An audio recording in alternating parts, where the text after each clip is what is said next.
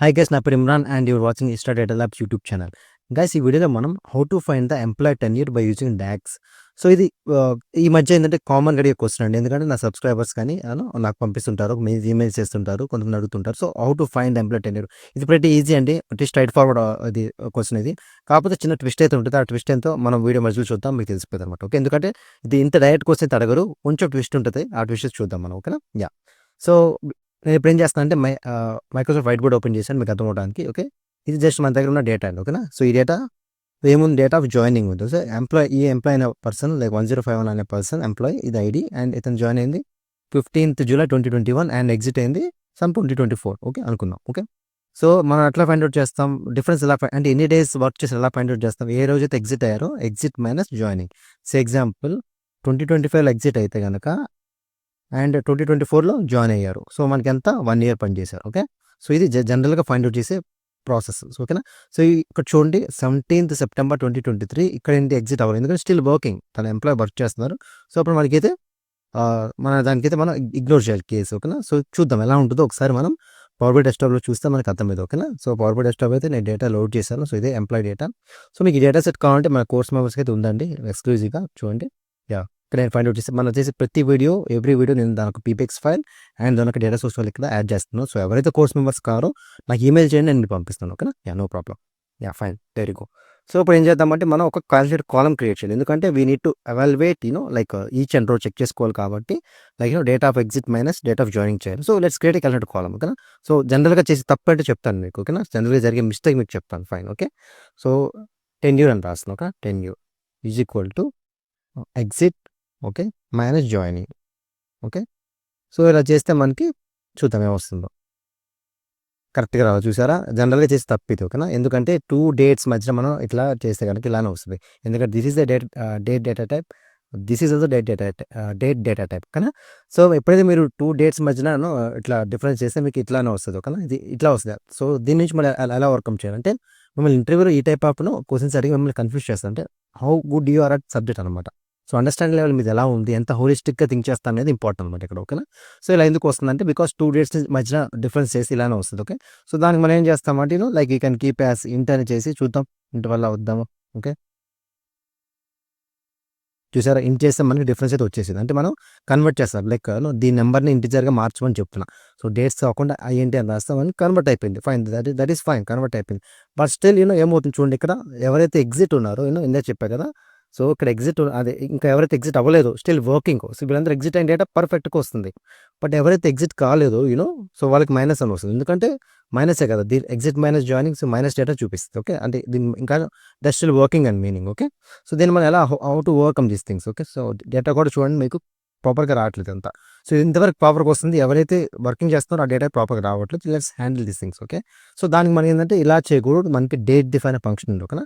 So we have date diff function. So let's write date diff అండి. Okay, నేను మళ్ళీ దీన్ని ఓకే ఇలా పెడదాము. So let me create new కాలం. ఓకే, నీకు అర్థమవటానికి ఎక్కడ మిస్టేక్ జరిగింది అందుకేనా. సో టోటల్ టెన్యూర్ అని రాస్తాను, అర్థం చేసుకోండి. Okay, total tenure is equal to, let me Zoom this. Okay, yeah, date diff అనే ఫంక్షన్ అనుకుంది. ఓకే, సో డేట్ డిఫ్ ఫంక్షన్లో మనకి ఫస్ట్ ఏంటంటే లైక్ జాయిన్ డేట్ ఇవ్వాలి. ఓకే, అంటే ఫస్ట్ ఏంటంటే స్మాల్ డేట్ ఇవ్వాలి.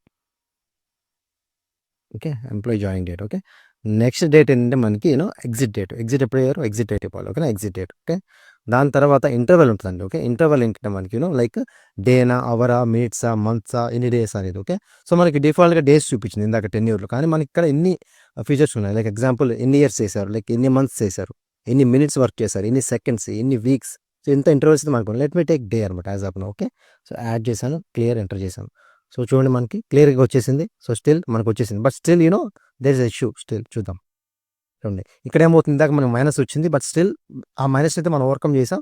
బట్ ఇక్కడ బ్లాంక్ అయితే వస్తుంది కదా, ఈ బ్లాంక్ని కూడా మనం హ్యాండిల్ చేద్దాం. ఓకే, సో బ్లాంక్ని హ్యాండిల్ చేయాలంటే ఏం చేయాలి, మనం ఈజ్ బ్లాంక్ అనే ఫంక్షన్ రాయాలి. Okay, is blank. So is blank check చేస్తుంది. ఓకేనా? సో బ్లాంక్ అయితే కనుక ఈజ్ బ్లాంక్ ఫంక్షన్ రాస్తున్నాం. సో ఈజ్ బ్లాంక్ చెక్ చేసే ముందు మనం ఏం చేయాలంటే let me write if condition చూడండి. ఈజ్ బ్లాంక్ ఏం చెక్ చేసి, బ్లాంక్ ఉంటే కనుక ట్రూ ప్రింట్ చేస్తుంది, లేని చోట ఫాల్స్ ప్రింట్ చేస్తుంది. ఇది జనరల్గా ఈజ్ బ్లాంక్ ఫంక్షన్ ఒక ఫంక్షనాలిటీ ఎట్లా వర్క్ అయిందంటే, సో వేరే there is is blank check చేస్తుంది, బ్లాంక్ ఉన్న చోట ఫంక్షన్ బ్లాంక్ ఉంటే కనుక ట్రూ, బ్లాంక్ లేకపోతే ఫాల్స్ పెట్టి స్ట్రైట్ ఫార్వర్డ్. ఓకే. సో దీన్ని యూజ్ చేసి మనం దీన్ని కొంచెం ఇఫ్ కండిషన్ రాసి మనం దీన్ని ఓవర్కమ్ చేద్దాం. ఓకేనా. ఇఫ్ ఫంక్షన్ రాస్తున్నాను. Okay. So if the statement is true అయితే కనుక okay then what should I need to print. Okay. Yeah!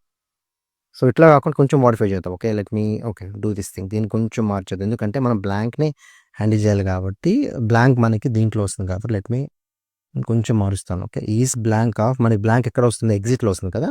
ఎగ్జిట్‌లో రాద్దాం. ఓకే. ఎగ్జిట్‌లో రాసి ఓకే. ఓకే. యాహ్! ఎగ్జిట్ అయితే గనక ట్రూ అయితే గనక 0 ప్రింట్ చేయమన్నాను. ఎందుకంటే మనకి 0 రావాలి. సో ఫాల్స్ అయితే గనక like we write this if statement this no date if statement. Okay. మీకు అర్థమై చెప్తాను కొన్ని. ఓకేనా. Joining date okay. Exit date okay. Comma day. ఇప్పుడు మనకు పర్ఫెక్ట్‌గా వస్తుంది చూడండి. చూడండి పర్ఫెక్ట్‌గా వచ్చింది.